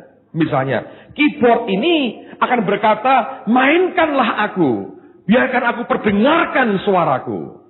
Dia nggak pernah berkata, pakailah aku untuk alas mencuci di sungai di Kalimantan, saudara. Dia nggak pernah minta itu. Yang dia minta adalah sesuai dengan bentuknya. Kenapa? Karena pembentuknya, pembuatnya, ini mengekspresikan keinginannya lewat hasil bentukannya. Nah, kalau kita ini bergaul dengan Allah, hati kita lembut. Kelembutan hati kita membuat Allah begitu gampang membentuk kita. Nah, Anda dibentuk seperti apa? Seperti keinginan dia. Maka hidupmu itu adalah ekspresi daripada keinginan sang penciptamu, yaitu Tuhan sendiri. Nah, akibatnya engkau menginginkan apa yang dia inginkan, yang diekspresikan di dalam hidupmu. Nangkep? Ini ayat luar biasa sebetulnya. Bukan cuma bergembiralah, lalu aku gembira, keinginanku banyak. Nggak bisa. Anda itu dikatakan be soft and pliable. Jadilah engkau lembut dan gampang dibentuk, karena itulah ekspresi dari keinginan orang yang membentuk saudara. Nangkap saudara? Satu hari begini saudara. Ini saya buka rahasia sedikit. Tidak terlalu hebat rahasianya, jadi saya buka pada saudara. Saya kan dinubuati orang banyak. Banyak orang nubuatin saya. Terakhir, siapa ya? Larry Kiefer nubuatin saya. Kalau Anda dengar si Anne Vanik dari Afrika Selatan, dia juga akan nubuati saudara dengan tape-nya. Lalu Anda akan ditanya namamu siapa, terus dia ngomong namamu kamu gini. Dan dia itu tajam sekali. Nah, kalau Larry Kiefer kan saya jam tangan ini, psychokinetic saya pakai. Setiap kali lihat dia ingatkan saya, waktunya sudah singkat. Yesus datang segera katanya. Jadi saya pakai jam ini saudara. Puji Tuhan. Ibu Indri bilang, tabur dong jam itu. Saya bilang, jangan. Bukan karena saya sayang jamnya. Ini jam nubuatan. Supaya saya terus ingat. Waktunya sudah singkat. Yesus datang segera. Ya. Nah, ini bukan nilainya. Bukan harganya. Tapi value daripada barang ini buat saya. Karena ini ada nubuatan yang disampaikan. Jadi berharga buat saya. Nah, saya dinubuati banyak hal. Lalu saya berkata begini. Tuhan, kalau Engkau ini bentuk aku jadi begini. Jadi orang seperti ini. Seperti nubuatan ini. Yang aku tahu itu mesti ada beberapa kriterianya. Ya, mesti begini. Oke, saya berkata. Yang ini oke, kelihatan semua. Yang satu ini tidak pernah muncul kuat. Saya bilang, mana? Untuk membuktikan, saya berkata, mana dong buktinya? Nah, terus terang kalau Anda dengerin waktu Larry apa itu? Nubuat, siapa yang ikut? Semua ikut di gereja ya. Kalau Anda dengerin Larry nubuat kan, dia berkata, kamu ini punya panggilan rasul katanya. Saya bilang, oke. Nah, tapi saya bilang, kamu kok ngerti saya rasul apa? Enggak tahu, pokoknya dari sejak pertama ketemu kamu, Tuhan berkata begitu. Ini orang kesekian belas yang ngomong sama saya, saudara. Orang kesekian belas yang ngomong sama saya. Tahun lalu itu hampir semua pendeta datang ngomongnya semua sama. Ibu Ruth sampai ketawa. Dan terakhir Larry tanya pada Ibu Ruth, dia tuh ngerti apa enggak semuanya? Ngerti. Kamu ini orang kesekian belas yang nubuatin dia kayak begitu. Nah, tapi saya kan terima saja, saudara. Saya kalau tidak bercita-cita kok, saudara ya. Tapi kalau Anda perhatikan, saya ngomong terus terang. Ya. Saya berkata gini. Itu bisa gini, saudara. Saya ngomong apa adanya. Pada waktu KKR di stadion di Citarum itu, ya, kan akhirnya saya disuruh bicara. Ya, saya nggak tahu. Baru setengah jam itu baru dikonfirmasi sebelum acara dimulai bahwa saya harus khotbah. Sudah dapat ayatnya, beres ya. Terus saya ngomong gini, Tuhan, aku butuh beberapa hal ini. Aku ini sudah lama tidak khotbah penginjilan di depan orang yang belum kenal Tuhan sama sekali begini. Saya bilang kalau aku punya panggilan rasul itu seperti ibu jari. Ya. Jadi dia bisa touch setiap jari. Ngerti artinya? Ini artinya gini, saudara. Saya kalau lagi dibutuhkan untuk jadi pengajar, saya ngajar. Seperti jari kelingking kita. Ini kan simbol dari guru pengajar. Masuk ke yang dalam-dalam, saudara. Ya, Pak? Kalau perlu ngajar, saya ngajar. Saya ngajar kan minggu ini, saya ngajar. Saya perlu ini. Kalau saya perlu jadi gembala, saya harus jadi gembala. Kalau minggu di gereja, jadi gembala. Gembala. Beberapa teman orang-orang yang sering ikut saya di Jakarta, satu hari dia khotbah datang ke baktian minggu di gereja, dia ngomong ke saya, Pak, Bapak kok lain sekali khotbah di gereja dengan di Jakarta. Kenapa? Saya bilang, wah di Jakarta tuh kalau khotbah ngomongnya keras, tas. Di gereja kok santai? Ya lain, saya berkata. Ini anakku sendiri kan, kamu anak pungut, saya bilang. Ya kamu ajar, saya berkata begitu. Enggak, saya berkata, kamu bebal, jadi saya perlu hajar kamu. Ini kan anakku sendiri ya, mesti hati-hati, saya berkata gitu. Nah kalau perlu saya jadi gembala, jadi gembala. Ya memang saya kan gembala sidang sekarang ini. Gembala. Gerejanya lumayan, saudara ya. Oleh berkat Tuhan, lumayan gembala. Ada waktunya saya harus jadi penginjil. Nah waktu itu saya berkata, Tuhan, ini harus muncul ini roh penginjilku nih. Kalau enggak aku gembala di sini, enggak ada bertobat ini. Saya perlu yang tajam dari Tuhan, tapi harus punya gift seorang penginjil. Keluar di situ. Saya hanya butuh 20 menit lah, saudara. Jadi kayak bunglon, tahu? Saya mau berganti warna apa, tergantung kebutuhan. Nah, ini kan repot, saudara. Jadi ditiru susah, kecuali Anda punya calling yang sama. Saya nggak jadi bunglon. Kalau jadi gembala, perlu gembala, jadi gembala. Kalau perlu jadi penginjil, kasih saya lapangan, kasih saya ribuan orang, jutaan orang, nggak masalah saya. Pak, takut nggak? Nggak ada. Penginjil itu kayak juru kampanye partai, kok saudara.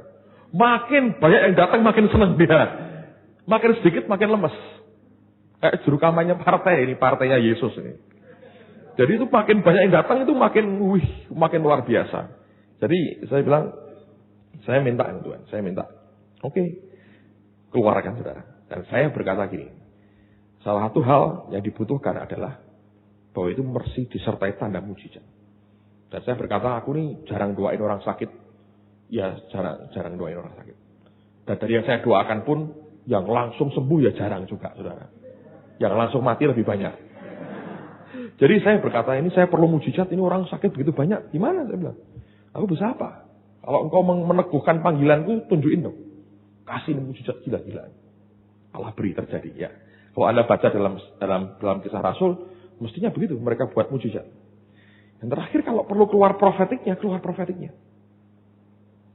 Nah, terakhir ini istri saya yang ngomong sama saya. Kamu nih sekarang kalau nyampein firman lain. Saya kalau undang tempat itu, saya cari pesan Tuhan buat tempat itu. Itu keluar profetiknya kayak Nabi. Kemarin Bu Linda Bernard datang itu hanya mengucapkan terima kasih. Semua yang saya nubuatkan ke anaknya, semua tergenapi.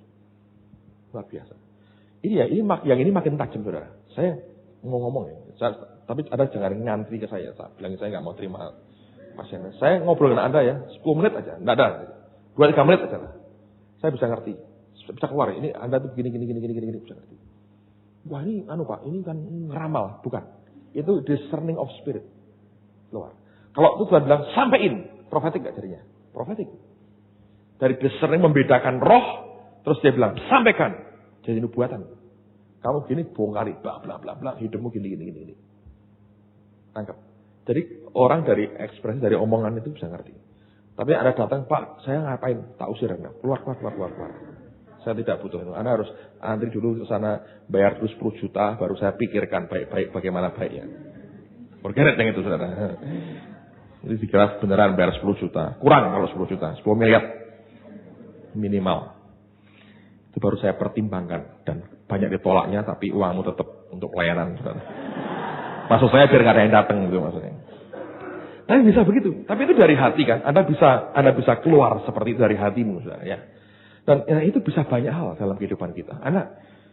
Saya berkata saya nerima nubuatan begitu ya baik. Saya senang aja. Tapi lihat bahwa itu kembali ya ke masalah hati kita sebetulnya. Di mana hati kita berada. Kalau kita mau dibentuk Tuhan, itu akan jadi. Nah, ketika nubuat itu mulai datang, saya berkata, oke, seperti bentuk inilah yang Tuhan mau dalam hidup saya. Sehingga apapun yang saya inginkan, itu berlakunya begitu. Dan satu hal yang saya perhatikan gini, saudara. Itu kalau Anda makin ngerti siapa Anda, yang Tuhan mau bentuk Anda seperti apa, Anda akan punya rasa aman yang luar biasa. Anda merasa feel secure. Aman sekali, aman. Benar, aman sekali. Orang lain boleh hebat kayak apa. Ini ya, Anda tahu ini. Anda kalau punya panggilan begitu ya, itu Anda bisa rasa amannya itu luar biasa. Ada ketemu Nabi, ya. Ada di gereja. Nabi luar biasa, tajamnya luar biasa. Itu di mindset kayak saya gini ya, di pikiran saya gini. Wah ini bagus. Cuma bukan, wah bagus, selesai. Bagus, terus saya berkata gini, Tuhan, ini supaya membangun gereja. Ini dibawa kemana ya? Gift begini. Misalnya gini. Kemarin saya akan sampaikan kepada saudara. Mujizat yang terjadi hari Minggu itu kan luar biasa. Anda juga ngalami di Kalimantan, di Gunung Kidul. Terus itu langsung di pikiran, di mindset berkata gini. Bukan, wah bagus enggak. Tapi gimana ini bisa jadi berkat buat gereja-gereja lain. Artinya bagaimana membangun sebuah gereja lewat gift ini. Jadi bukan karunia untuk karunia. Tapi karunia dipakai untuk membangun gereja. Nangkap saudara. Tadi malam saya diceritain, tadi pagi anak saya cerita. Pagi-pagi sebelum sholat dia bilang, Papa, mamah dari temanku. Jadi ini istri dari guru sekolah yang di tempat anak saya sekolah. Itu minggu lalu ke gereja kita, Pak. Dia punya benjolan di leher. Hilang, Pak. Anaknya cerita sama aku. Kisya, mamahku benjolannya di leher hilang. Minggu lalu didoain di gerejamu. Nah terus bersaksi nggak? Nggak bersaksi. Tapi hilang benjolannya. Ya Anda kan yang doain kan. Satu di antara saudara lah. Mungkin Anda lupa yang mana kan. Lupa lebih bagus. Tapi itu hilang. Benjolan di leher. Gede. Dia bilang hilang. Nggak sempat bersaksi. Tapi hilang benjolannya. Itu kan bagus. Kalau sudah begitu saya nggak berkata. Wah ini bagus ya. Karunia. Senang saya. Terus saya berpikir. Nah sekarang bagaimana supaya ini dipakai untuk bangun gereja. Supaya jemaat tambah kuat dengan ini. Nangkap saudara. Terus cara berpikirnya itu membangun gereja lokal. Gitu. Karena itulah desire saya. Kenapa bisa begitu? Karena Tuhan bentuknya begitu. Nah kalau Anda hanya sekedar penginjil, dia berkata, amin, haleluya. Lalu Anda tinggal, Anda khotbah dari tempat lain lagi. Anda begitu, Anda senang dengan mujizatnya. Tapi kalau penginjil, lihat mujizat berkata, jiwa-jiwa ini, jiwa-jiwa. Terima Yesus. Ini merupakan kesaksian bagus. Suruh dia terima Yesus. Ya. Jadi orang dibentuk seperti apa, kerinduannya begitu, desire-nya begitu. Nangkap saudara. Kayak Bu Indri misalnya ya, saya tahu dia penginjil. Satu di antara jawatan yang dimilikinya penginjil pasti. Kan seorang penginjil itu concern-nya pada apa? Pertobatan. Ya sekarang sedikit lain, dia sedikit ngomong soal biblical economics. Tapi dulu kalau ngomong, cuma bertobat. John Bevere misalnya, itu pertobatan. Sampai kadang-kadang Robert Sterling kalau bergurau, kita pernah ngobrol sama-sama, dia ingat John Bevere, dia bilang, kalau dengan si John itu, pokoknya kita suruh bertobat. Dosamu apa nggak ngerti, pokoknya bertobat, pokoknya. Setiap kali dia khotbah, dia minta orang bertobat. Entah ngerti atau nggak ngerti, pokoknya maju, bertobat, repent, pokoknya begitu. Cuman itu message-nya dia. Suruh ngomong biblical economics, pusing dia bilang repent, pokoknya begitu. Rohku gelisah, ini orang harus bertobat. Jadi orang ngerti nggak ngerti, pokoknya maju ke depan, bertobat. Kalau nggak ngamuk dia. Jadi mesti begitu. Nah, itu memang bagiannya. Nah, gembala itu lain. Dia yang mestinya nata, saudara. Jadi kalau gembala itu ngerti panggilannya, dia juga merasa aman. Ya, Anda boleh kedatangan nabi, rasul, kayak apa, jempalitan, jungkir balik kayak apa. Luar biasa, Anda tenang aja, relax. Puji Tuhan, terusin. Bangun jemaatku. Dan tidak ada merasa, aduh aku nanti tersingkir.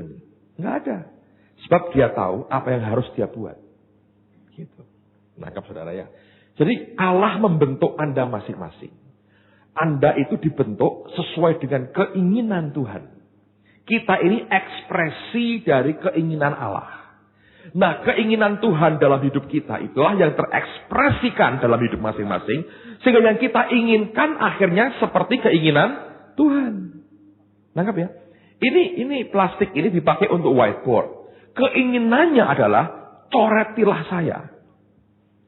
Tembok ini dipakai dicat putih supaya bersih. Dia tidak pernah berkata, coret-coretlah saya. Kecuali orang-orang nganggur di luar yang suka hobinya coret-coret tembok, yang mengkhianati kegunaan tembok dan cat ini sebetulnya. Nangkap? Ini sama putihnya, saudara. Tapi keinginannya berbeda. Ini juga sama. Sinarilah saya. Tapi jangan pakai saya seperti dia. Putihnya boleh sama, tapi didesain untuk kepentingan yang berbeda. Keinginan daripada penciptanya adalah keinginan dari barang ini. Kalau ini tidak digunakan seperti keinginan penciptanya, dia menderita. Hal yang sama dengan kita semua. Kita ini berbeda-beda, saudara sekalian. Dan Allah menciptakan kita berbeda. Kalau kita itu jadi orang yang mau dilembutkan dan gampang dibentuk, maka keinginan Tuhan dalam hidupmu akan jadi keinginanmu. Engkau sebagai ciptaan bentukan Tuhan akan mengingini seperti penciptamu. Sebagaimana whiteboard ini diciptakan jadi whiteboard untuk dicoret-coret, dan dicoret pun harus dengan tinta yang gampang dihapus, dia mengingini yang sama seperti keinginan dari penciptanya. Tanggap ya. Itu artinya delight in the Lord.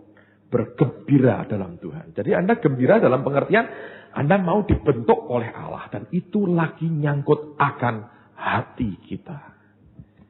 Sekali lagi kalau itu tidak dalam kaitan pergumulan dengan Tuhan. Nggak bisa. Nggak bisa. Itu harus merupakan bagian ekspresi daripada hati kita. Yang berkata, Tuhan, aku mau dibentuk seperti yang Engkau inginkan dalam kehidupanku. Nah, kalau ini terjadi, beres. Yang Engkau inginkan pasti dari Tuhan. Engkau minta apapun, Engkau kepingin apapun, itu kepinginan dari Tuhan. Jadi kalau whiteboard ini berkata, coretilah aku. Pembuatnya juga berkata, aku mau itu. Karena artinya ini barang laku. Ngerti, saudara?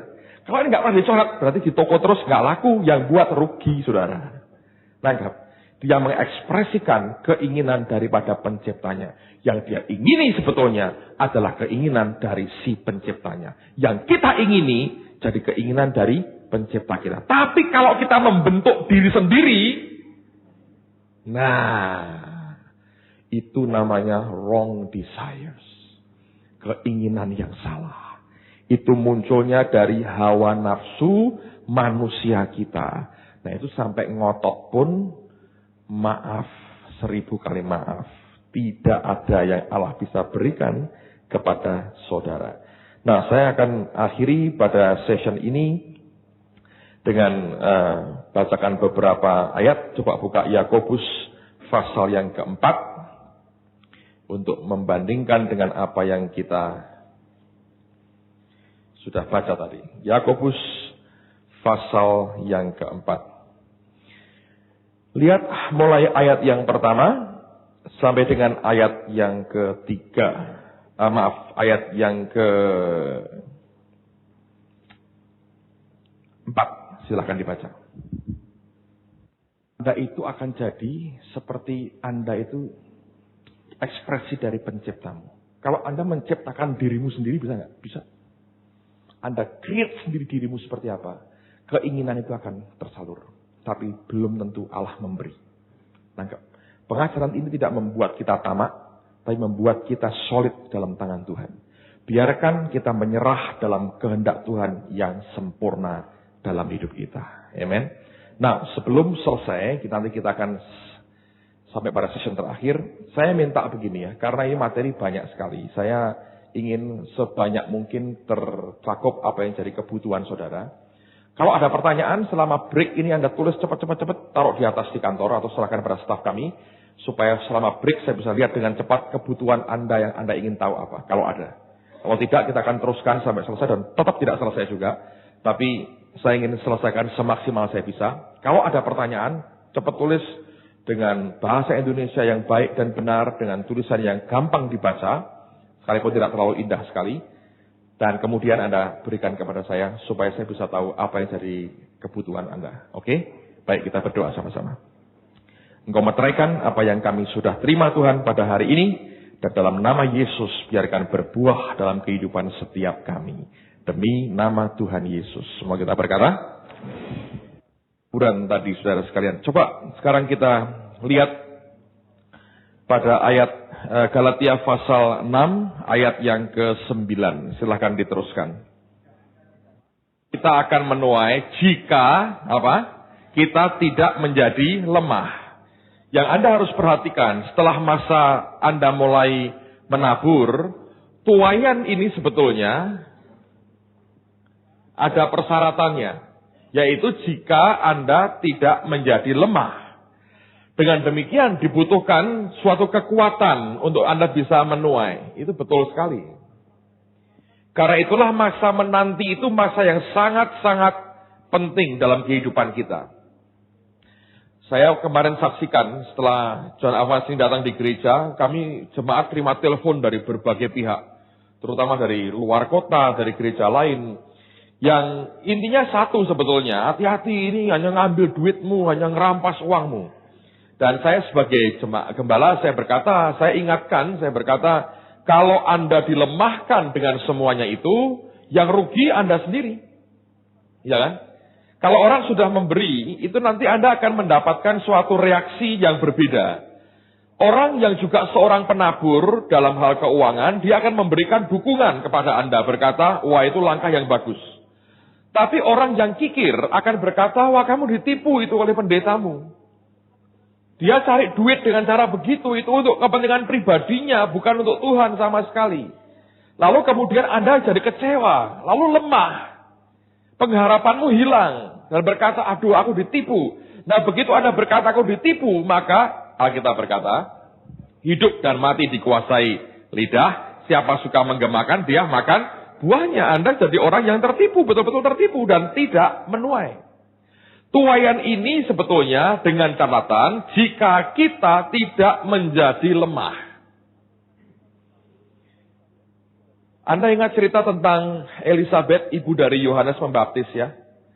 Begitu dia tahu bahwa dia mengandung, Alkitab berkata beberapa bulan pertama dia tidak bergaul dengan orang lain itu. Dia menyembunyikan dirinya, dia mengurung dirinya, tidak bergaul dengan orang lain. Kenapa? Sebab dia sadar bahwa usia seperti dia secara natural tidak mungkin lagi hamil.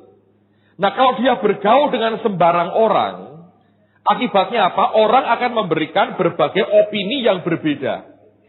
Nah, pendapat-pendapat yang berbeda itu berbahaya. Karena tidak semua pendapat itu menguatkan iman kita. Kalau dia bertemu dengan Maria, nah itu luar biasa. Bayi dalam kandungannya melonjak. Kenapa? Karena Maria juga hamil karena mujizat.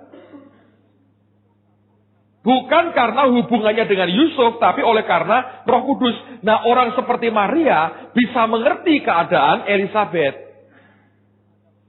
Kita kalau sudah jadi seorang penabur, Anda belajar untuk menjadi seorang penabur, jangan bergaul dengan orang yang tidak atau bukan seorang penabur. Anda akan pasti dilemahkan imannya. Anda akan dibuat menyesal, kenapa aku berikan itu? Nah, begitu Anda nyesal, maka sebetulnya iman hilang, saudara. Nah, kalau imanmu hilang, maka engkau kekuatanmu hilang dan tuaianmu tidak akan pernah datang. Kalau Anda tidak menuai, apakah orang itu akan memberikan sesuatu sebagai gantinya? Tidak. Paling-paling berkata, loh betul kan aku? Kamu nggak nuai apa-apa? Lalu Anda berkata, iya, Anda 2 kali kena tipu. Sebetulnya adalah oleh karena kita tidak menjaga akan hati kita dari segala sesuatu yang lain itu. Jadi belajar untuk tidak dengan gampang kita menyampaikan, mengungkapkan apa yang Allah sedang kerjakan di dalam hati kita. Kalau Anda terlalu banyak minta konfirmasi, seperti orang lihat awan terus, tidak pernah nabur, saudara. Dan manusia pada hakikatnya tidak akan memberikan kekuatan kepada kita, kecuali mereka yang hidup bergaul dengan Allah dan dia kenal akan siapa Tuhannya. Nangkap ya, saudara. Jadi ini bagian yang penting sekali. Nah, yang kedua silahkan baca 2 Korintus pasal 9, ayat 7 dan ayat yang ke-8. Perhatikan kalau Anda dilemahkan dengan perkataan-perkataan negatif orang, sukacitamu hilang nggak? Hilang. Tak? Orang yang merasa tertipu, itu hilang nggak sukacitanya? Hilang. Ada perasaan marah dalam hati kita. Aku ditipu. Nah, kalau itu muncul, sukacitamu hilang. Alkitab berkata, Allah itu mengasihi orang yang memberi dengan sukacita. Saya berdoa hati seperti petani, mentalitas seperti petani ini kuat dalam kehidupan kita. Sampai kalau waktu pemberi ya, itu merupakan waktu sukacita Anda.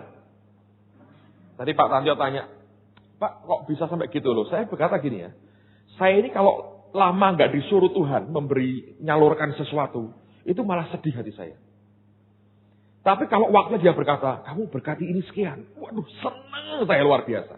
Bukan mengharapkan nanti imbalannya, enggak. Artinya, kok dipercayai Tuhan. Entah gimana itu, pokoknya hati saya bisa meluap dengan sukacita. Senang. Nah, kalau Anda sampai begitu, sudah jadi habit, kebiasaan. Kalau enggak begitu, badannya pegel semua. Sampai kalau Anda ini kurang memberi itu rasanya tidur tak nyenyak, makan tak enak gitu. Karena sudah jadi habit dalam kehidupanmu. Ya, kalau Anda dulu perokok misalnya. Anda kalau katanya ya, yang orang saya tuh dulu sebelum bertobat pernah nyoba ngerokok tapi berhenti. Karena apa? Saya tuh bingung. Orang asap kayak begini dimasukin ke mulut dan hidung, rasanya kayak begini kok orang nikmat. Itu yang saya nggak bisa ngerti, terus saya berhenti. Saya bilang, ini bodoh ini, kayak begini merusak tubuh. Nggak enak, kok orang senang. Terus saya berhenti. Bukan karena dikhotbahi pendeta, tapi rasanya Tuhan itu membuat sesuatu di otak saya berbeda, saudara. Jadi barang kayak begini kok senang, terus saya berhenti. Tapi kalau Anda sudah punya habit, kebiasaan ngerokok, katanya, kalau habis makan tidak ngerokok itu mulutnya rasanya asem, ya katanya. Katanya loh. Menurut saya ya betul, kalau nggak tahu. Mungkin karena sudah lama nggak diasepi dari asem gitu ya. Jadi kalau Anda mulai ngerokok itu katanya rasanya nikmat katanya. Katanya gitu. Saya bilang tidak kok. Nah, sama dengan memberi. Kalau sudah jadi habit, ya, kalau Anda sudah mulai waktunya nabur, itu bisa, wow, ada loncatan sukacita dalam hati kita berkata, wah ini dia, ada sukacita luar biasa. Ya, saya nggak tahu, makanya Alkitab berkata, terlebih berkat apa? Memberi daripada menerima.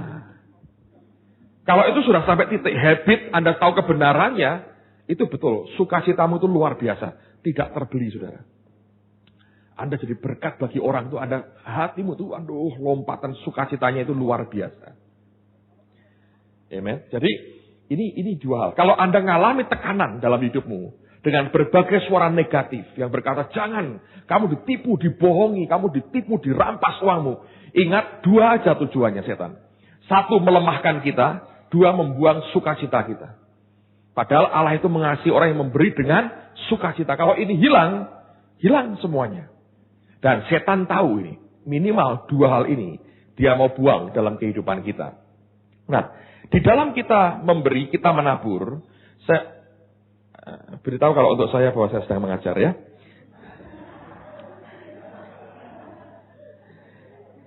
Nah, jadi Anda harus mengerti bahwa ada beberapa hal yang kita harus pahami. Coba lihat sama-sama dengan saya sekali lagi. 2 Timotius 2 ayat yang ke-6. Silahkan dibaca. Ulangi yang keras seperti KKR. Harus itu. Kalau Anda nikmati hasil usahamu karena kerja kerasmu, apa boleh buat? Aturannya Tuhan begitu. Diharuskan. Nggak mau Pak, nggak bisa. Harus. Haruslah dia yang pertama kali apa? Menikmati hasil usahanya. Nah, petani kerja keras itu petani ngapain? Ya nabur, pelihara, sampai nuai, saudara. Itu petani. Jadi kalau kita punya mental petani seperti Tuhan, Anda akan nikmati yang baik. Tapi ingat, itu dibutuhkan, Anda harus tahu bahwa tuaian yang 100 kali ganda itu disertai aniaya. Ya itu jelas. Tapi ingat, semua itu untuk apa? Supaya kekuatan kita habis, sukacita kita hilang. Sehingga tuaian tidak pernah ada. Nah, kita butuh kesabaran. Kalau Anda mau mengerti bahwa tuaian itu membutuhkan kesabaran. Yakobus pasal pertama ayat 3 dan ayat yang keempat. Kalau Alkitab berkata bahwa akhirnya menghasilkan suatu ketekunan, dikatakan bahwa kamu tidak akan kekurangan suatu apapun. Biarkanlah ketekunan itu memperoleh buah yang matang, supaya kamu menjadi sempurna dan utuh, dan tak kekurangan suatu apapun. Lihat Ibrani pasal 6 ayat yang ke-12. Kan yang dijanjikan Tuhan butuh dua hal, yaitu apa? Iman dan apa? Kesabaran.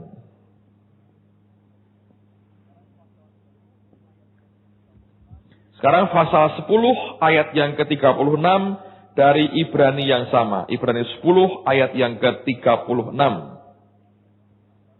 Kata ketekunan bahasa Inggrisnya patient, kesabaran. Sebab kamu memerlukan kesabaran supaya sesudah kamu melakukan kehendak Allah, kamu memperoleh apa yang dijanjikan itu. Jadi semua janji Tuhan itu Anda harus nantikan di dalam kesabaran. Nah, ini hal yang sangat penting dalam kehidupan kita. Kalau Anda dan saya tidak mau hidup dalam kesabaran seperti ini, maka kita tidak akan pernah bisa menuai seperti yang Tuhan janjikan dalam kehidupan kita. Jadi, mari kita sabar. Kalau Anda sudah mulai dari seorang penabur yang baik, Anda sabar, tunggu akan waktunya. Choi Yong Gi pernah memberikan ilustrasi yang menurut saya tepat sekali. Dia menggambarkan bahwa proses iman dalam hidup kita seperti orang mengandung. Ya, harus dikandung dalam jangka waktu tertentu sampai titik kematangan daripada janin itu. Begitu anak itu sudah matang 9 bulan, maka dia akan lahir dengan sendirinya. Nah, itu juga dalam kaitan yang sama dengan iman kita. Kalau kita tidak berani menunggu sampai waktunya Tuhan dilahirkan, maka yang jadi itu adalah barang yang belum siap sebetulnya. Kalau Anda hamil katakanlah 2-3 bulan, lalu suaminya berkata, waduh saya sudah ingin sekali menimang anakku, tolong keluarkan sekarang. Anda akan ketemu dengan seonggok daging yang mengerikan, saudara. Nggak ada lucunya, benar. Kalau masih bisa bernafas saja sudah itu aneh bin ajaib, saudara. Tapi kalau itu sabar, ditunggu sampai matang, prosesnya, lalu kemudian lahir, Anda akan menjumpai seorang bayi mungil yang luar biasa. Anda lihat keajaiban yang utuh akan lahir di hadapan kita. Nah, biasanya ini waktu kesabaran inilah yang tidak banyak dimiliki oleh orang percaya. Kita ini sekarang zaman serba instan. Mie instan. Sekarang keluar lagi nasi instan. Semua instan. Semua instan. Sehingga muncul yang aneh-aneh. Karena ingin segera. Instan, instan, instan. Saya mau beritahu saudara, terus terang saya berkata begini. Jangka waktu orang berjalan dengan Tuhan. Kalau Anda jalan dengan Tuhan ya. Ini sama-sama jalan dengan Tuhan loh ya. Sama-sama yang seorang jalan dengan Tuhan 10 tahun. Yang seorang 3 tahun. Yang 3 tahun itu boleh karunia-Nya luar biasa. Nanti pada jangka titik tertentu orang akan berkata, tetap yang 10 tahun ini